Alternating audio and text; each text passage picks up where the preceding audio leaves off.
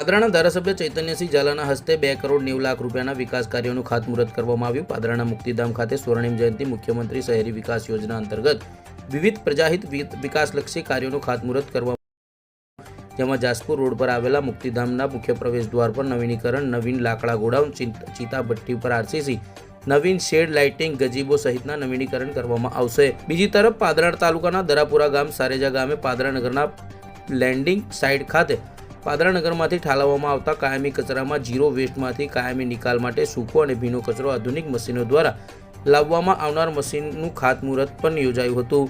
જ્યાં આ પ્રસંગે પાદરા શહેર ભાજપના પ્રમુખ કૌશિક પટેલ, પાદરા નગરપાલિકાના પ્રમુખ મનીષાબેન પટેલ, કારોબારી ચેરમેન સચિન ગાંધી, પાદરા નગરપાલિકાના સભ્યો પણ ખાસ ઉપસ્થિત રહ્યા હતા। પાદરા નગરપાલિકામાં વિસ્તારમાં જે રીતે સર્વાંગી વિકાસ થઈ રહ્યો છે તેના અનુસંધાને ગુજરાત સરકારની મુખ્યમંત્રી સ્વર્ણિમ વિકાસ યોજનામાં લગભગ 1.5 કરોડના ખર્ચે પાદરા નગરમાં આવેલ મુક્તિધામ સ્મશાનનું ડેવલપમેન્ટનું કામ હાથ ધર્યું છે, જેનું આજરોજ ખાતમુહૂર્ત યોજવામાં આવ્યું છે। સાથે ગુજરાત સરકારશ્રીની સ્વચ્છતા માટેની ગ્રાન્ટમાંથી અંદાજિત 1.5 કરોડના ખર્ચે સારેજા મુકામે જે કચરો આખા પાદરામાંથી ઉઘરાવવામાં આવે છે એને અલગ પાડીને તેનો નિકાલ કરવા માટેની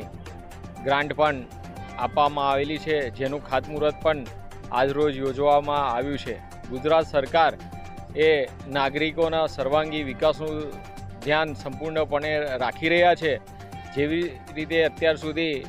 ડેવલપમેન્ટના વિકાસના કામો માટે ગ્રાન્ટ આવે છે, એવી રીતે આગળ પણ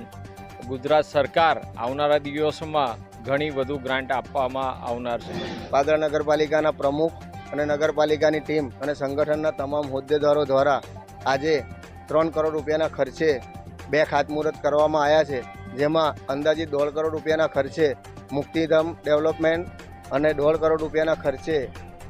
સારેજા જે કચરો પ્રોસેસિંગ જે કરવાનો એના માટે પ્લાન જે સરકારે પૈસા આપ્યા છે, ત્યારબાદ એ કચરો લગભગ 84 મહિના સુધી રોજ 15 થી 18 ટન જે નગરપાલિકાનો કચરો પાદરા નગરનો જે આવે છે એ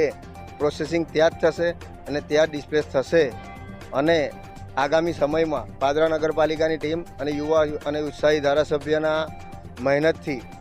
લગભગ 10 થી 12 કરોડ રૂપિયાના વિકાસના કામો હાથ ધરાશે, જેમાં 4.5 કરોડ રૂપિયાના ખર્ચે સ્વર્ણિમ મુખ્યમંત્રી શહેરી વિકાસ યોજના હેઠળ જે 4.5 કરોડ રૂપિયા છે એ લગભગ 7 વોર્ડમાં વપરાશે।